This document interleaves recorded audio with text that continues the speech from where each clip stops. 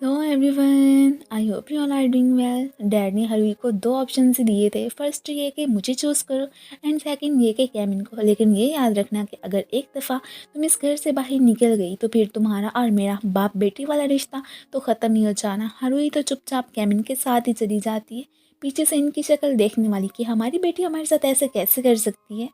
कैमिन हरवी को अपने घर ही लेके आ गया था कि बिना टेंशन के तुम इधर आराम से रह सकती हो। बाकी जो भी चीज़ें तुम्हें चाहिए वो मुझे बता देना, मैं मंगवा के दे दूँगा। और आज से इसे अपना ही घर समझो। अपनी ज़्यादा केयर करने पे हार हुई तो यहाँ पे उसे थैंक्स भी कहती है। मम्मी ने अचानक आके मैट को सरप्राइज़ से दे दिया था। वो तो बहुत इमोशनल हो जाती है। बाहर किंग ने डैड का अच्छे से वेलकम किया होता। एक्चुअली में इनके बीमार होने का सुन के ही वो फिर इन्हें देखने के लिए आए थे। दूसरी तरफ कैमिन को देखा जाए तो उसे भी मैट के पेरेंट्स के आने का साइन के थ्रू पता चल ही चुका होता है। वेल, ये अब उनकी सिक्योरिटी की खुद ही रिस्पॉन्सिबिलिटी लेके साइन को अपनी जगह मार्केट से जाके हरी का सामान लेने जाने को ही कहने लगता है। मैट ने बाद में फिर मम्मी को ही बता दिया था कि कैमिन की तो शादी हो चुकी है। ये अब उसे कॉन्ग्रेट्स कहती हैं। ये तो खैर उसे अवॉइड करके जाने ही लगी थी कि इससे पहले कि नीचे गिरती कैमिन पकड़ लेता। इतने में प्रिंस के आते ही ये तो फिर अब उसी के साथ ही वहाँ से जाने की करती। मम्मी तो क्वीन के लिए बहुत ही ब्यूटीफुल सा गिफ्ट लाई थी, जिन पे उनकी तो यहाँ पे तक की नहीं पड़ती। अब उनके इस बिहेवियर से किंग काफ़ी ज़्यादा परेशान हो जाते हैं। ये तो खैर अपना एटीट्यूड दिखाती वहाँ से चलती बनती हैं कि जैसे उन्हें इस चीज़ की कोई परवाह ही ना हो। मिंत्रा फिर से क्वीन के कदमों में गिरी होती कि मैं बस आपकी गुलाम बन के ही रहना चाहती हूँ। मैट और उसके पेरेंट्स तो मुझ पे बहुत ही जुल्म करते हैं। मैट की रेपुटेशन प्रिंस के सामने ख़राब करने का बस एक और मौका मुझे दे दे, वो भी फिर मानी जाती हैं कि ठीक है, अब की बार पक्का तुम मुझे कुछ करके ही दिखाना। साइन हरुई का स्टफ़ देने घर ही आ गया था।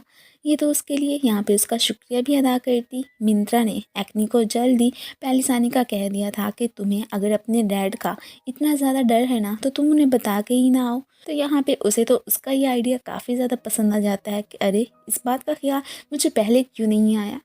मैट को दुखी देख के मम्मी थोड़ी सी फिक्रमंद कि क्या तुम क्वीन को लेके टेंशन में हो ना, मुझे तो खुद उनका रवैया अच्छा नहीं लगा। ये उन्हें अश्योर करवाती है कि ऐसी कोई बात नहीं है, बस आप ज़्यादा ही कुछ सोच रही हैं। उनकी टेंशन तो आप बिल्कुल मत लें।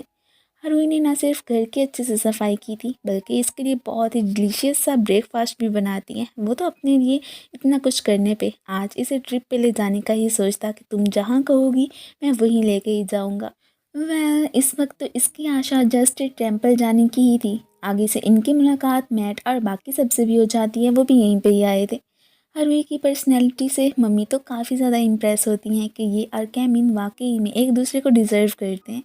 इस बात से मैट दुखी, वो तो कैमिन को अपनी इयररिंग हरुई को ये देने को बोलने लगी थी कि अभी तक देखो तुम दोनों ने अपनी मैरिज सेरेमनी भी अरेंज नहीं करवाई है, तो यही सही मौका है, पहना दो फिर हरुई को अपनी इयररिंग, अगर तुम उसे पसंद करते हो तो। विटनेस के लिए हम सब यहाँ पे मौजूद हैं ना तुम लोगों के लिए। कैमिन अब क्या ही कहता, मैट की ये विश भी पूरी कर देता है। अब सबसे ज़्यादा दिल तो खुद उसी का ही दुख रहा था, बस सबके सामने अपनी फीलिंग्स शो नहीं करवा पाती। घर आके अपनी और कैमिन की फ़ोटोज़ देखने के बाद तो फ़ोन ऑफ करके रख देती है कि अब इस सब की क्या ज़रूरत, मुझे कैमिन से कोई भी रिश्ता नहीं रखना। एक्नी की भी राया में एंट्री हो ही चुकी होती है। वो मिंत्रा से मिलने आया था। अभी तो मिंत्रा उसे रात के होने का ही वेट करने को कहती कि तभी फिर तुम मैट से मिलने जाना, वरना अब तो फिर इतना ज़्यादा इजी नहीं होगा। वो भी उसकी बात मान जाता है। इस मैडम का इरादा रात को ही प्रिंस और क्वीन के सामने इन दोनों को इकट्ठे दिखाने का ही था कि उसके बाद तो फिर मैट की शामत पक्की। बाकी कॉल करके क्वीन को सारी प्लानिंग का इसने बता दिया था। साइन की तो अभी तक प्रिंस से नाराज़गी ख़त्म हुई ही नहीं होती। प्रैक्टिस करते वक्त वो तो इनकी यहाँ पे खूब सारी दुर्गति बना देता है। असल में उसे पता था कि हरुई के बेबी का बाप तो प्रिंस ही है। वेल, उसने फिर उस वक्त पहले से निकलते हुए हरुई को देख तो लिया था। उसे यही लग रहा होता है कि कैमिन बस इसकी जगह पे इसका कवर अप करने की कोशिश कर रहा है और कुछ नहीं। इसलिए इससे पहले कि यहाँ पे इसके हाथों उनकी अच्छी खासी शामत आए, शुक्र है कि ऊपर से कैमिन आ जाता है, वरना आज तो फिर प्रिंस की मौत इसके हाथों पक्की ही थी।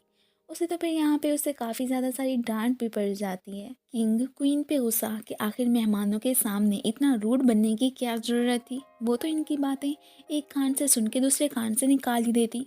मिंत्रा गार्ड्स को बेहोश करने की दवा एक टी में मिला के ना उन सभी को पिला देती है कि बस अब तो कोई भी मैट को निकालने से रोक नहीं सकेगा।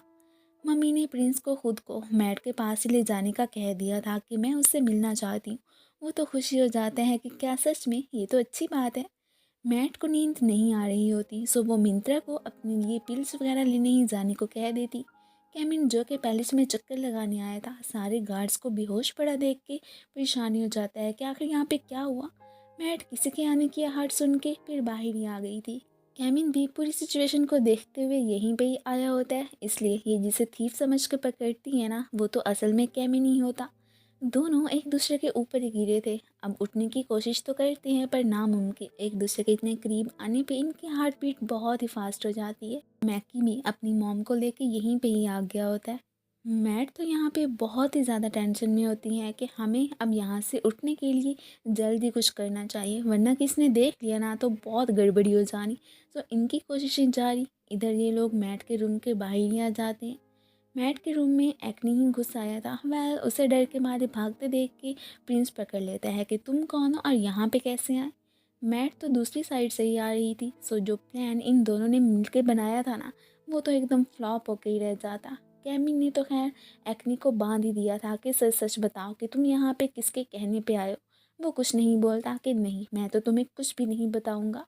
हम ये दोनों ही परेशान। खैर इतना तो जान गए थे कि कोई अंदर का आदमी ज़रूर एक्नी से कांटेक्ट में ही रहा था, वरना ऐसा बंदा जिसे हम पहले से ही जानते हैं वो कहीं भी घुसने वाला नहीं।